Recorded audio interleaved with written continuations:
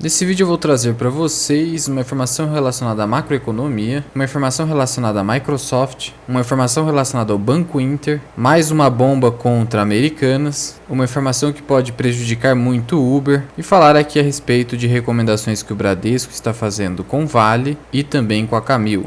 Então vamos ao vídeo. Salve, salve, investidores! Como é que vocês estão? Sempre lembrando que antes de continuar, você clica no botãozinho vermelho de inscrever-se para ajudar esse canal, tá bom? E na presente data, o Ibovespa está com uma leve alta de 0,98%. A maioria das ações vem caindo fortemente, o varejo caindo muito, Petrobras caindo 1,37%. Então o que está sustentando essa alta é a Vale, por conta da recomendação de compra do Bradesco. E esses ativos vêm caindo primeiro, porque o mercado está atento a esse possível aumento do salário mínimo até o dia 1º de maio. Por mais que tenha sido reajustado para R$ 1.302, ainda caberia ali um maior reajuste para R$ 1.342. Ainda o mercado está atento com a eventual revogação da reforma trabalhista, que é algo muito difícil. Já o valor do salário mínimo, o Lula já determinou que em até 45 dias se realize um plano de valorização do salário mínimo. Segundo Lula, o salário mínimo deve se valorizar junto com o crescimento da economia e não simplesmente recompor a inflação. E o mercado lá fora vem caindo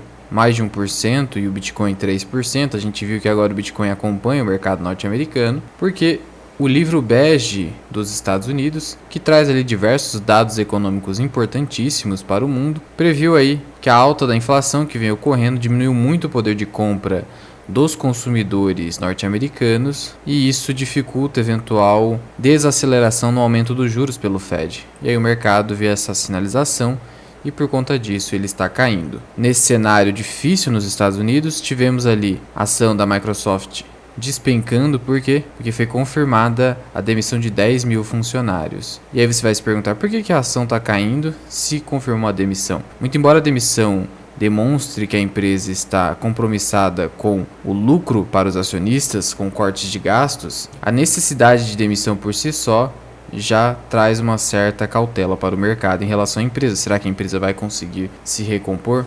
Esse cenário de crise prejudica muito empresas de tecnologia como a Microsoft. A gente viu também uma onda de demissões com a Amazon. Em relação ao Banco Inter, que agora só está listado na Nasdaq, mas tem BDRs aqui no Brasil, ele está mirando aí um lucro bem arrojado de 5 bilhões de reais até 2027.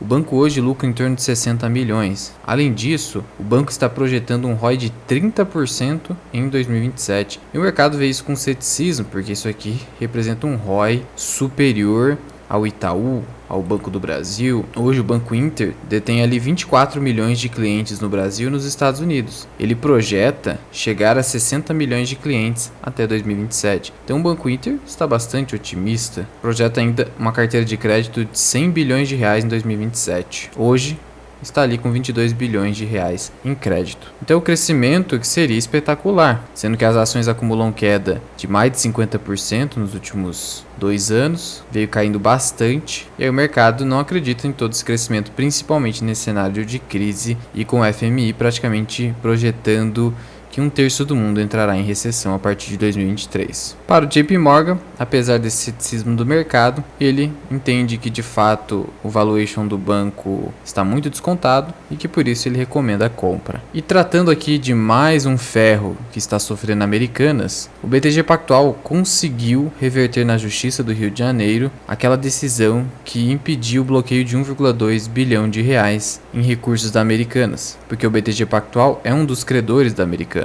É uma decisão que também é liminar, então é provisória, então não sabemos se ela será mantida. Segundo ali o desembargador que fez essa suspensão, ele entendeu que se a empresa não pediu recuperação judicial, essa liminar de suspensão das suas dívidas não pode fazer com que ela possa ter livre acesso a esse recurso, ele tem que ficar travado para não lesar credores. E é isso que foi citado aqui, ó, a necessidade de diligência com o fim de se evitar a utilização do instrumento como meio de fraude a credores. E eu concordo com esse desembargador nesse ponto. E aí as ações estão acumulando uma queda de quase 8% na presente data, cotadas a 1,75. Não bastasse esse ferro agora promovido pelo BTG, o Ministério da Justiça está notificando Americanas por meio da Senacom, que é a Secretaria Nacional do Consumidor, para prestar esclarecimentos desse rombo e os impactos que podem ser ocasionados aos consumidores e a própria sociedade. Com essa nova queda, a relação preço-valor patrimonial da Americanas será de 0,10, uma das menores aí entre empresas que têm supostamente um patrimônio positivo. Até então, eu só tinha enxergado a Light nesse sentido com 0,2 de PVP, mas a gente sabe que talvez esse patrimônio seja negativo e só uma recuperação judicial ou antes disso uma capitalização poderá salvar a Americanas. Prosseguindo aqui em relação ao Uber, o que nós estamos tendo aí? Algo que já era esperado, um movimento contra os aplicativos de transporte aqui no país. O que está acontecendo? O ministro do Trabalho, Luiz Marinho, anunciou a criação de um grupo de trabalho para regulamentar trabalhadores por aplicativos.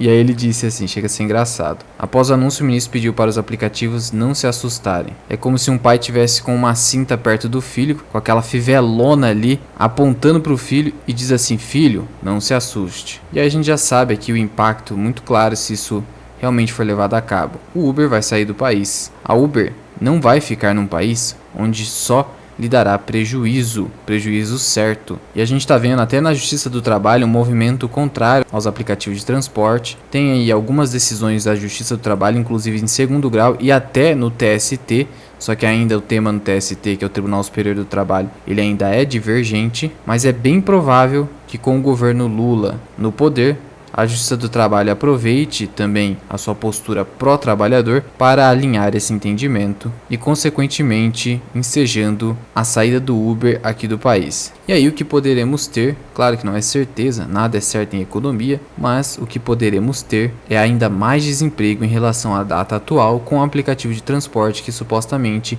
enseja a precarização do trabalho. E continuando aqui em relação ao Bradesco, ele elevou em 27% o preço-alvo da Vale, por isso que a Vale segue subindo, e nos últimos dias ela vem acumulando uma alta bem interessante, só nesses últimos 12 meses subiu quase 20%. Nós temos ali Bradespar na carteira, que basicamente é se posicionar em Vale, e veja só, a alta é a mesma, 17% e 18%. Isso ocorre por uma expectativa de retomada da demanda do minério de ferro na China, com o afrouxamento da política de Covid-0, gerando uma expectativa de subida dos preços do minério de ferro. E aí essas empresas se beneficiam, empresas de commodities. E aí, aproveitando essa situação, o Bradesco recomenda a compra, mas ele recomenda a compra agora que as ações já subiram para 93, enquanto não se verificava essa mesma recomendação quando as ações estavam cotadas a R$80. É por isso que você precisa tomar muito cuidado com esses movimentos especulativos de bancos de investimento e casas de análise. Eles a todo momento ficam mudando os preços alvos, gerando a sardinhagem que a gente sabe de comprar e vender no fundo, ou se você não vende no fundo ou não compra no topo, você simplesmente fica girando carteira e gastando com imposto, custos de negociação, e no final das contas às vezes você tem um retorno inferior ao mercado e aí você vai se frustrar porque você trabalhou tanto para fazer uma alocação eficiente de ativos e você simplesmente tem um retorno medíocre. Por isso o melhor a se fazer é sempre seguir o buy and hold, comprar e segurar, sem se importar com esses preços alvos convenientes que são publicados pelas casas de análise e também os bancos de investimento. Da mesma forma, o Bradesco recomendou compra de Camil, porque ele projeta uma alta expressiva no preço do arroz, que vai turbinar os lucros da Camil, que tem um EBITDA dependente de 50% da venda do arroz. Sendo que para o Bradesco, a produção do arroz no Brasil será uma das menores nesses últimos 20 anos. Isso vai ensejar uma alta forte nos preços do arroz. O consenso do mercado seria R$ 75 a saca, o Bradesco entende que poderá ir para 90. E aí isso vai impactar nos lucros da companhia. Só que será um lucro artificial, um lucro dependente da alta do preço da commodity. Não é porque a empresa melhorou sua eficiência, conseguiu mais rentabilidade. É que a sua commodity momentaneamente vai aumentar o seu preço. E aí as ações subiram 20% com essa recomendação do Bradesco. E veja só como essas empresas conseguem ser manipuladas pelos bancões em relação às suas cotações. Além da Camil saltar com a recomendação do Bradesco, a Anima subiu 10% com a recomendação do BOFA, do Bank of America. Então muito cuidado, de novo, com recomendações de investimento. Além de você incorrer no vício da heurística de representatividade, você vai sempre comprar um papel no meio do caminho ou no topo e você não vai conseguir segurar para o longo prazo. Sendo que a Camil, veja só, nos últimos 10 anos não entregou nenhum retorno. Então é uma empresa que deu prejuízo para o acionista. não paga tanto dividendos. Hoje até que está num preço interessante, mas com essa explosão de alta já perdeu o que teria ali na minha visão de potencial de retorno. Vai subir por conta da alta dos preços do arroz, mas eu prefiro não investir numa companhia só por conta disso. Nesse viés puramente especulativo de uma commodity agrícola que tem alta oscilação no mercado. Sendo que vale ressaltar, ano passado, 2022, a companhia estava bem mais barata. E aí você vai comprar agora por causa da recomendação e eventualmente vai vender no fundo. Mas já vai deixando aqui nos comentários o que você achou dessa decisão que beneficiou o BTG. E em relação ao Bradesco, você concorda? Conta aqui pra mim da Mirai. Muito obrigado por ter ficado comigo até aqui. Eu sou o Luiz, que é o canal Mirai Investing. Até o próximo vídeo. Fui!